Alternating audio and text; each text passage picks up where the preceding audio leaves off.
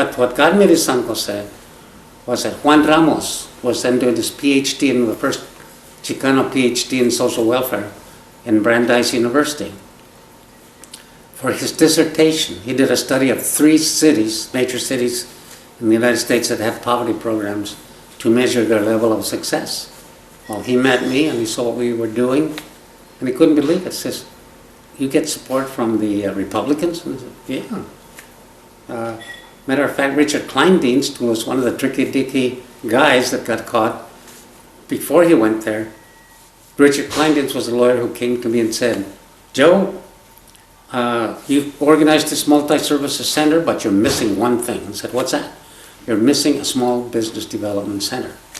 He says, "You should teach the people, whether they're poor or not, how to set up their own little business and how to be entrepreneurs."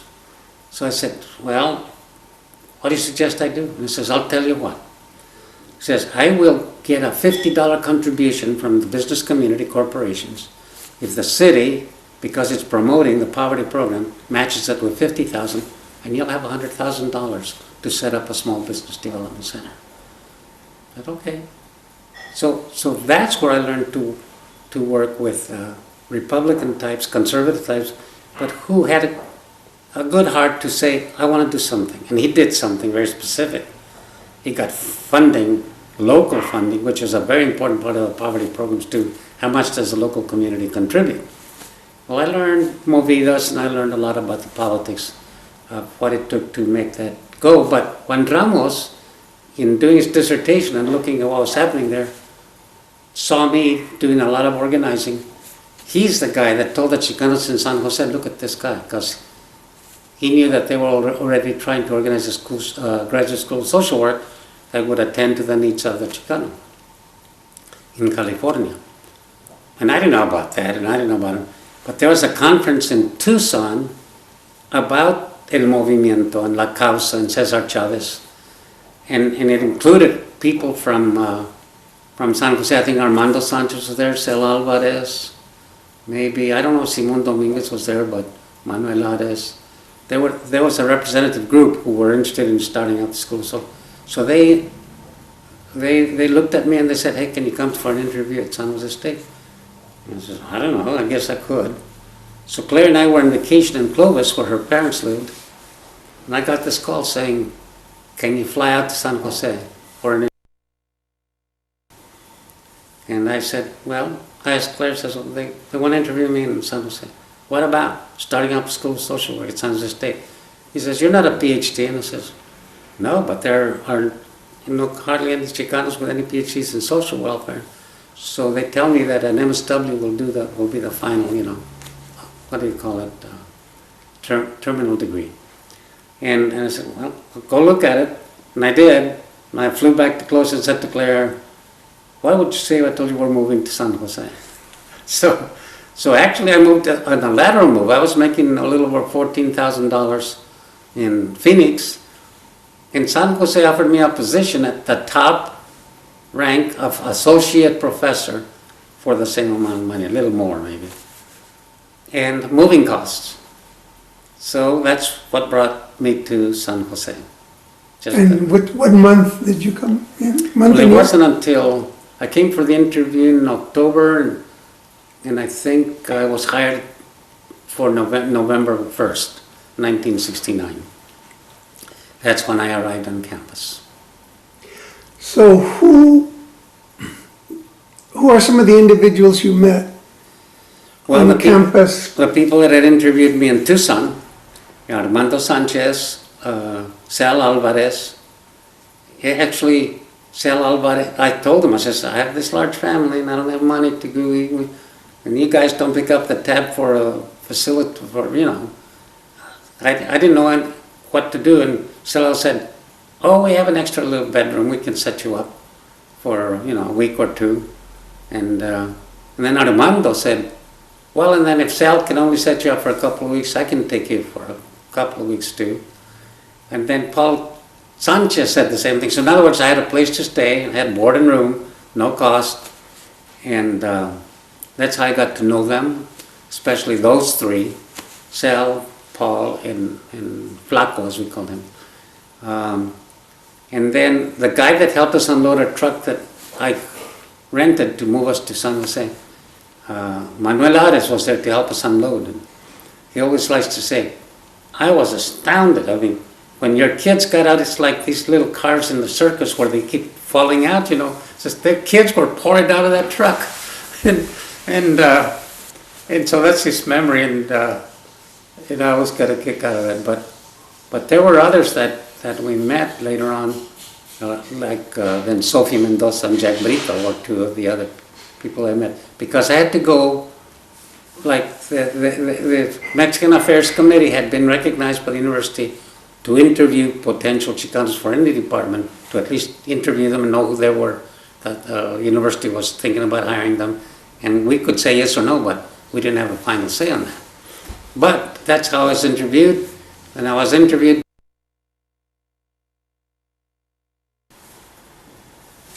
You were talking about the people you met when you came to School of Social Work in San Jose State.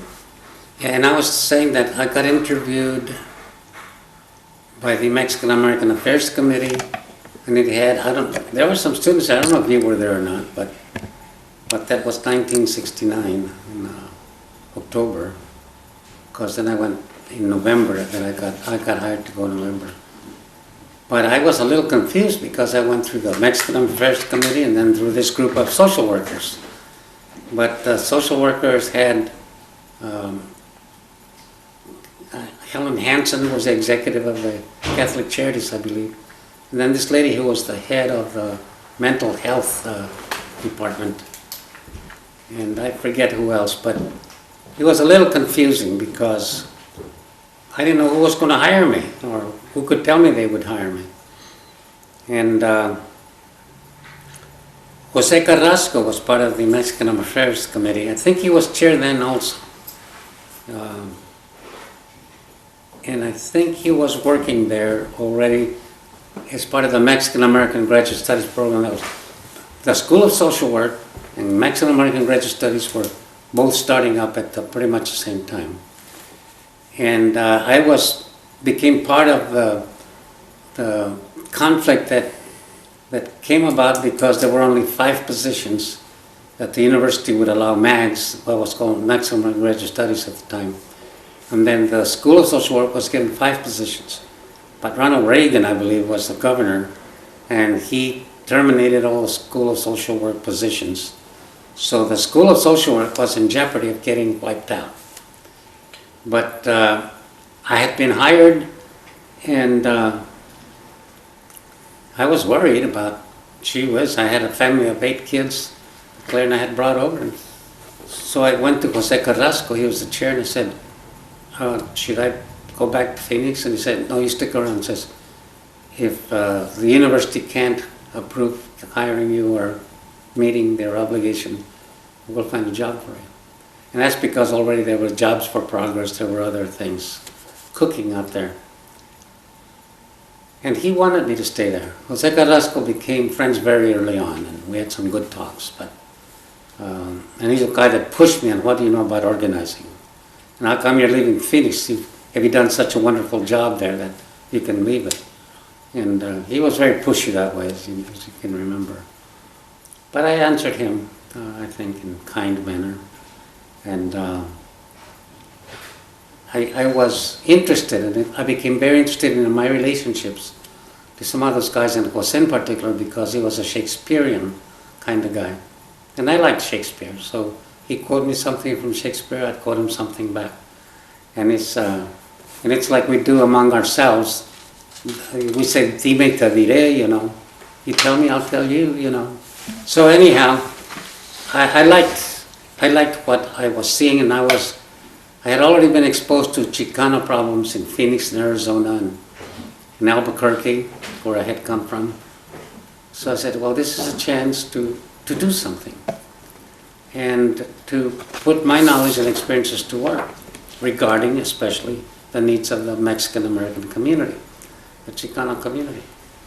So Mexican American Studies interested me, and I said, well, I could also teach a course there because my undergraduate degree is from about Latin America, geography, politics, economics, you name it. So then the MAGS people took an interest in me.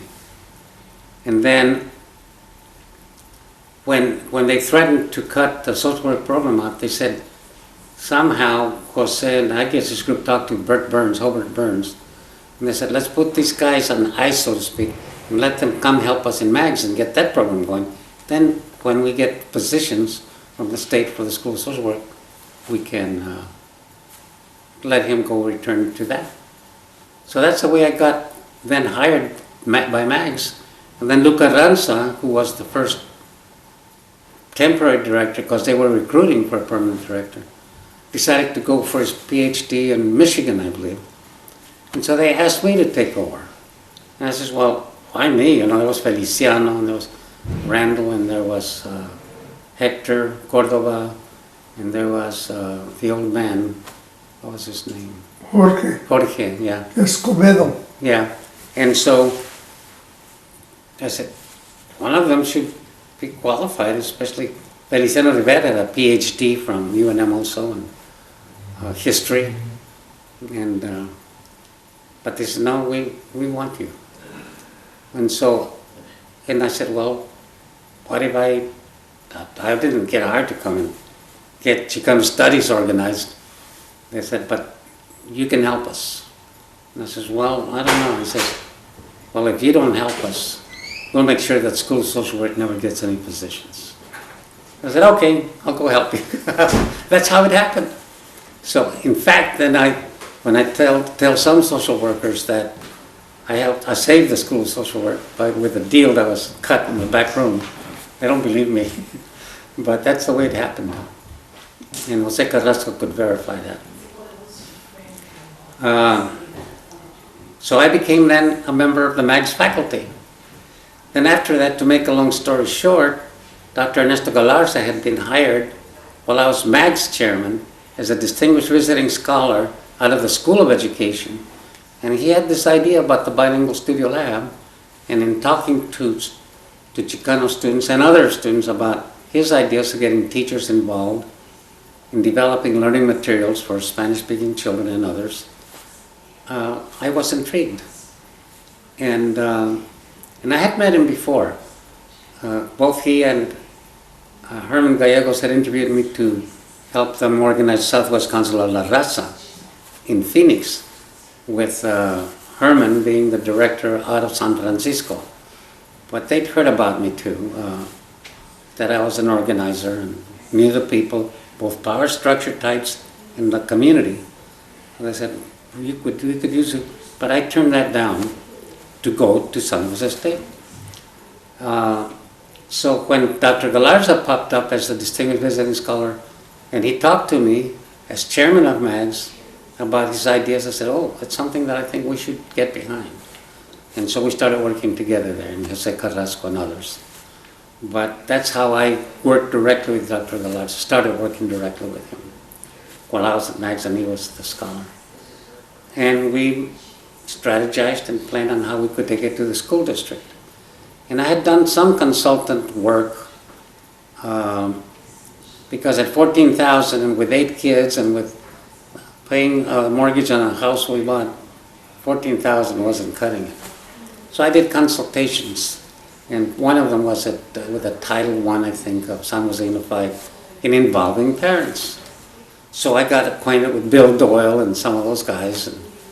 And then when Dr. Galarza said, I wonder if the school district would be interested in model a demonstration project with bilingual education. So I had talked to a guy like Bill Doyle and said, well, yeah, we would be interested. Because they were looking for some way of relating better to the educational needs of Mexican American children. And then when Dr. Galarza said, when they said, yeah, we'll take him, then Dr. Galarza said to me, we need you to go and help us over there. And so there was a position that opened up that a guy named Den Alcala had left, and it was a supervisor of urban education. Well, here again, you know, I was kind of lost and insecure about the fact that I wasn't a PhD, so I rightfully didn't belong at San Jose State. I was not credentialed as a teacher, so I rightfully didn't belong in San Jose Unified. But they said, well, why don't you go get a degree in teaching? So I went and got a master's degree in education from San Jose State. So that's how I wound up with 2 graduate degrees, because I needed them to work where I was. And so we got started on a bilingual studio laboratory. I got acquainted. Well, I became close friends with Dr. Galarza. I feel that he sort of adopted me. I was the son he never had. And I was responding to his work. So we made a good team, and he became my private counselor and confidant about things that I didn't know about the university, which he knew. He says, don't worry about it. If you have any problems, we can talk about them. So I had Dr. Galarza as my mentor in helping me negotiate and mitigate the problems that I encountered at San Jose State, not initially only with the School of Social Work and MAGS, but then I went to the San Jose Unified School District for 2 years and helped organize other programs and services and get parents involved. And then from there I went as Executive Director of MACSA, the Mexican American Community Services Agency. So let me clarify the years. So you came to San Jose State in '69. That is correct. And you stayed for 2 academic years?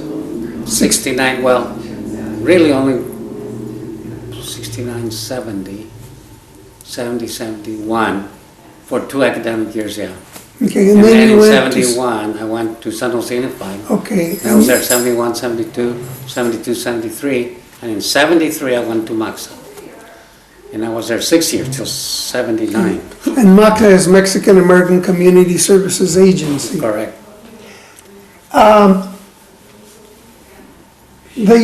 The 2 years that you spent at San Jose Unified, what are some of the things you were involved in over there with Galarza and other developments? The bilingual studio laboratory, locating them in the old Herbert Hoover School, finding a place for them. I got $50,000 from the San Jose Unified School District's budget. I mean, this is hard money that they told me I could have if I went and helped organize that. Bill Doyle sort of negotiated that for me. And then plus some funding from bilingual education, things like research grant or something, I forget the exact source and purpose, but it was to look into what does it take to get not only kids and, Mexican children to become better students, to respond to the educational process, et cetera, and teachers, and to help teachers to relate to those kids. So my job was to find funding at first for the bilingual studio lab to help Dr. Galarza, because he also helped identify sources of funding. But my other important job from my organizing background was to organize parents to participate in that. And to work with people like Marcos Ortiz, was it? Marcos, who had one of the programs, Title I, I forget. So then we strategized on how we could take monies from existing programs like Title I. There was a reading program too. But anyhow, how to pull those funding to help the studio lab get going. Plus the $50,000 that I had from the school regular budget. So we were successful in identifying resources and identifying or developing a program.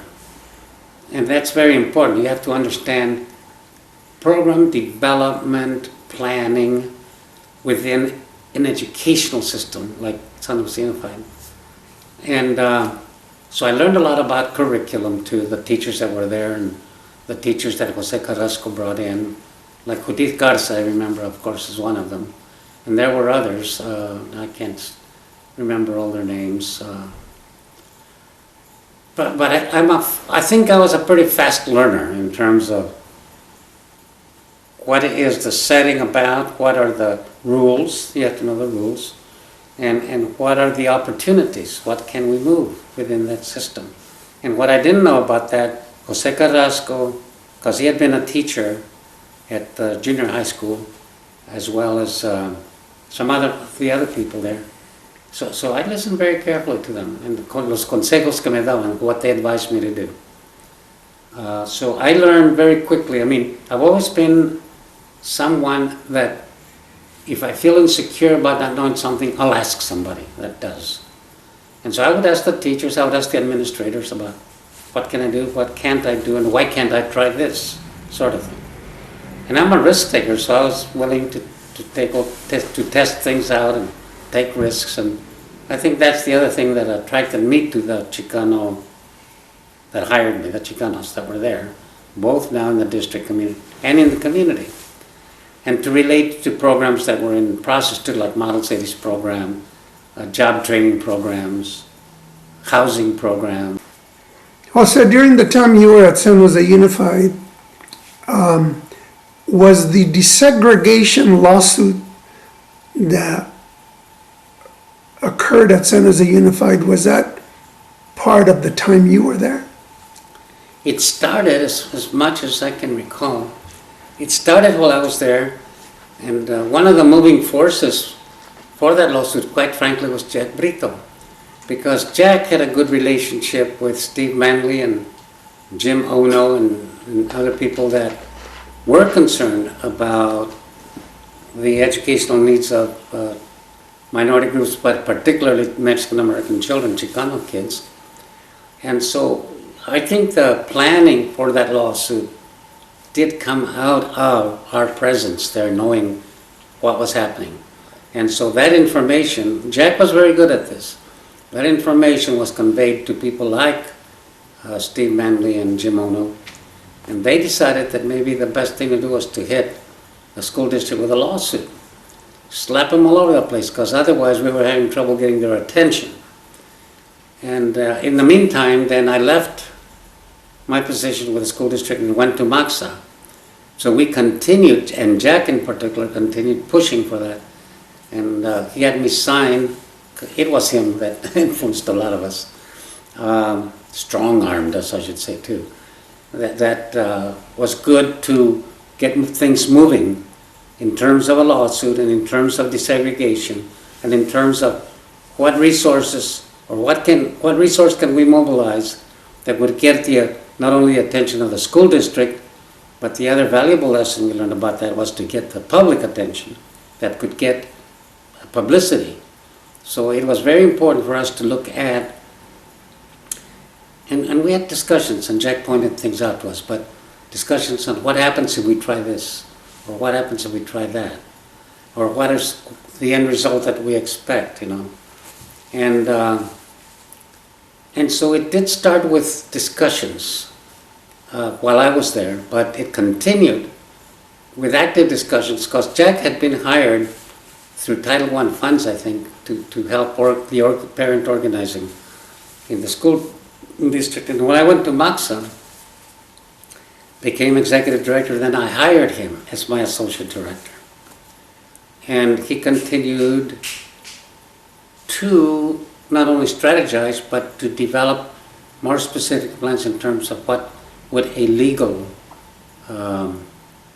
suit do for the children, for parents, and for to get the school district off of the dime, so to speak.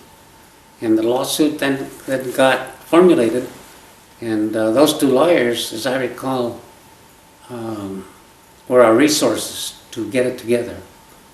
But what resulted from that is that the district had to, in fact, seriously look at how to go about desegregation of some of those schools, and how they had to use the buses mostly.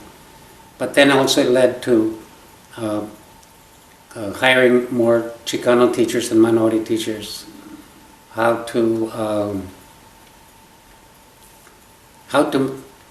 do reporting, public reporting on the status of teaching curriculum and training of teachers that could relate to the needs of Mexican American children. So I think it had a good effect.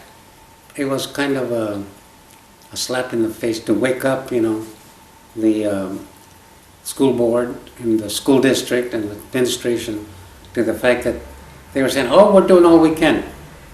BS, they weren't doing all they could. that lawsuit was a wake-up call. That's what it was.